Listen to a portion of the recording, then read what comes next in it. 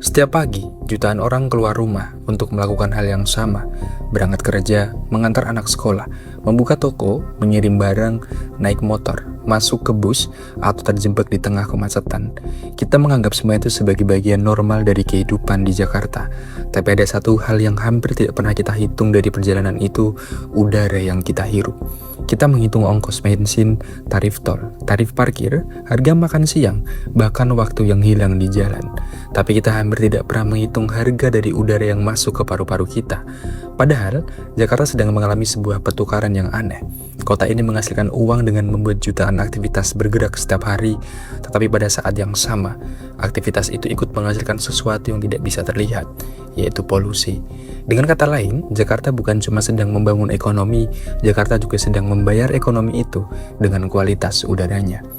Dan ini bukan sekedar perasaan ketika langit Jakarta terlihat berkabut atau aplikasi kualitas udara berubah menjadi merah. Data terbaru menunjukkan masalahnya memang nyata. Berdasarkan World Air Quality Report 2025 yang dirilis EQR pada 2026, konsentrasi rata-rata PM 2,5 Jakarta sepanjang 2025 berada di angka 34,1 mikrogram per meter kubik. Angka ini memang turun sekitar 18% dibanding 2024 yang mencapai 41,7 mikrogram. Tetapi masih hampir 7 kali lipat dari pedoman tahunan WHO sebesar 5 kg per meter kubik. Artinya, kalau kita hanya melihat angka bahwa polusi turun, kita bisa merasa masalahnya mulai selesai. Padahal kalau dibandingkan dengan standar udara yang dianggap normal, Jakarta masih berada sangat jauh dari kondisi ideal. Bahkan pada 2026, kondisi harian tertentu masih bisa masuk kategori tidak sehat. Platform resmi udara Jakarta, misalnya pada 20 Agustus 2026, mencatat salah satu titik di Menteng berada pada ISPU 101 dengan PM 2,5 sekitar 77 mikrogram per meter kubik. Jadi, persoalannya bukan apakah Jakarta pernah memiliki udara yang lebih baik. Persoalannya adalah kenapa udara bersih masih menjadi sesuatu yang sulit didapat di kota yang menjadi pusat ekonomi Indonesia. Dan jawaban paling gampang tentu saja kendaraan. Dan memang ada dasar kuat untuk mengatakan itu. Pemerintah Provinsi DKI menyebut sektor transportasi dan industri sebagai dua sumber utama pencemar udara Jakarta. Data inventarisasi yang digunakan pemerintah bahkan menunjukkan transportasi menjadi sumber utama untuk beberapa polutan penting. Untuk PM 2,5, kajian DKI menemukan kontribusi transportasi berada sekitar 32-41% pada musim hujan dan 42-57% pada musim kemarau. Sementara inventarisasi emisi juga menempatkan transportasi sebagai kontributor terbesar untuk PM 2,5. Penelitian yang lebih baru pada 2025 juga menemukan pola yang kompleks. Di pusat kota, kemacetan lalu lintas menjadi sumber utama black carbon. Sementara kawasan Jakarta Utara juga dipengaruhi aktivitas industri, kendaraan berat, dan emisi dari aktivitas pelabuhan. Jadi ketika kita melihat antrean kendaraan sepanjang jalan, sebenarnya yang kita lihat bukan cuma kemacetan, kita sedang melihat sebuah mesin ekonomi yang sedang menyala. Karena kendaraan itu tidak berada di jalan tanpa alasan. Motor digunakan untuk bekerja, mobil digunakan untuk berangkat ke kantor, truk membawa makanan ke supermarket, kurir mengantar paket, bus membawa pekerja, taksi online membawa penumpang, kendaraan berat membawa bahan baku ke pabrik dan barang dari pelabuhan ke berbagai wilayah. Bahkan, ketika kita mengeluh tentang kemacetan, sebagian besar dari kita tetap membutuhkan sistem yang menghasilkan kemacetan itu. Inilah bagian yang membuat persoalan polusi Jakarta jauh lebih rumit. Kita tidak sedang sekedar mengatakan berhenti pakai kendaraan, karena bagi jutaan orang, kendaraan bukan kemewahan. Kendaraan adalah alat untuk mendapatkan penghasilan. Maka setiap kali roda berputar, ada uang yang bergerak bersamanya. Dan setiap kali mesin membakar bahan bakar, ada emisi yang ikut dilepaskan ke udara. Dan disinilah kalimat Jakarta menukar udara dengan uang mulai masuk akal. Kota ini membutuhkan mobilitas untuk mempertahankan aktivitas ekonominya. Semakin banyak orang bekerja, semakin banyak barang dikirim, semakin banyak transaksi terjadi, semakin banyak perjalanan dilakukan, semakin luas kota berkembang, semakin panjang jarak yang harus ditempuh. Bahkan rumah, pekerjaan, dan transportasi saling mengunci satu sama lain. Orang mencari rumah yang lebih murah, tetapi rumah yang lebih murah seringkali berada lebih jauh dari pusat pekerjaan. Karena jauh, orang membutuhkan kendaraan. Karena banyak kendaraan, jalan semakin padat. Karena jalan semakin padat, waktu perjalanan bertambah. Dan ketika waktu perjalanan bertambah, konsumsi bahan bakar dan paparan terhadap polusi juga ikut menjadi bagian dari rutinitas. Jadi masalahnya ternyata bukan sekedar orang Jakarta terlalu banyak naik kendaraan. Bisa jadi Kota ini memang telah dibangun sedemikian rupa, sehingga banyak orang tidak punya banyak pilihan selain bergerak setiap hari. Dan ada sesuatu yang lebih ironis lagi, orang yang menghasilkan aktivitas ekonomi dari jalanan belum tentu orang yang paling mampu melindungi dirinya dari udara buruk. Seorang pekerja yang berangkat menggunakan motor bisa menghabiskan berjam-jam di tengah lalu lintas. Pengemudi ojek online justru bekerja di tempat yang sama dengan sumber polusinya. Kurir yang harus terus bergerak agar mendapatkan penghasilan, pedagang kaki lima beraktivitas di ruang terbuka, petugas kebersihan bekerja di jalan, sementara mereka yang memiliki lebih banyak sumber daya dapat memilih mobil dengan kabin tertutup, tinggal di kawasan yang lebih hijau, bekerja dari rumah, atau memasang penyaring udara. Ini membuat polusi bukan hanya persoalan lingkungan, ia juga bisa menjadi persoalan ketimpangan. Udara yang sama memang dihirup semua orang, tetapi kemampuan untuk menghindari udara yang buruk tidak dibagikan secara merata. Dan harga yang sebenarnya baru terlihat ketika udara masuk ke tubuh. PM 2,5 bukan sekedar debu yang membuat langit terlihat kusam. Partikel yang sangat kecil ini dapat masuk jauh ke dalam sistem pernapasan dan bahkan mencapai aliran darah. WHO mengaitkan paparan partikulat dengan penyakit jantung, stroke, gangguan pernapasan, kanker paru, serta berbagai dampak kesehatan lainnya. Artinya, ketika seseorang menghirup udara tercemar selama bertahun-tahun, tagihannya tidak selalu datang pada hari yang sama. Ia bisa muncul jauh setelah polusi itu terjadi dalam bentuk pemeriksaan dokter, obat, rawat inap, kehilangan hari kerja, atau menurunnya kualitas hidup. Polusi bekerja dengan cara yang sangat tidak terlihat.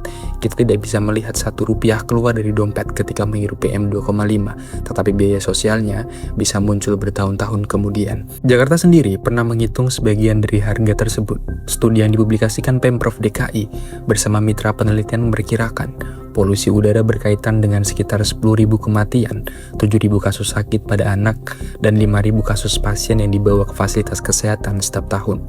Dengan peningkatan biaya kesehatan hingga sekitar 41,2 triliun per tahun. Angka tersebut berasal dari studi sebelumnya, jadi tidak boleh diperlakukan sebagai angka terbaru untuk kondisi 2026. Tetapi justru disitulah masalahnya, kita jauh lebih mudah menghitung beberapa rupiah yang dihasilkan kendaraan, industri, perdagangan, dan aktivitas kota dibanding menghitung berapa rupiah yang hilang ketika seseorang sakit akibat kualitas udara. Kita punya angka pertumbuhan ekonomi, kita punya nilai transaksi, kita punya jumlah kendaraan, kita punya pendapatan pajak, kita punya jumlah perjalanan, tapi udara bersih tidak muncul sebagai transaksi. Tidak ada kasir yang mengatakan bahwa hari ini akan membayar 5.000 karena menghirup udara Jakarta selama 8 jam. Tidak ada perusahaan yang otomatis menerima tagihan ketika emisinya membuat masyarakat menanggung resiko kesehatan. Biaya itu tersebar ke banyak orang, sebagian masuk ke rumah sakit, sebagian masuk ke keluarga, sebagian menjadi hari kerja yang hilang, sebagian menjadi anak yang harus berhenti sekolah sementara, sebagian bahkan tidak pernah tercatat sebagai biaya polusi. Inilah yang membuat polusi begitu mudah ditoleransi dalam sebuah sistem ekonomi. Keuntungan terlihat sekarang, sementara sebagian kerugiannya datang belakangan dan tersebar ke masyarakat. Dan masalahnya juga tidak berhenti di batas administrasi Jakarta. Jakarta adalah pusat dari sebuah kawasan metropolitan yang jauh lebih besar. Orang bisa tinggal di Bekasi, Depok, Tangerang, Bogor, atau wilayah lain, lalu setiap hari masuk ke Jakarta untuk bekerja dan kembali lagi.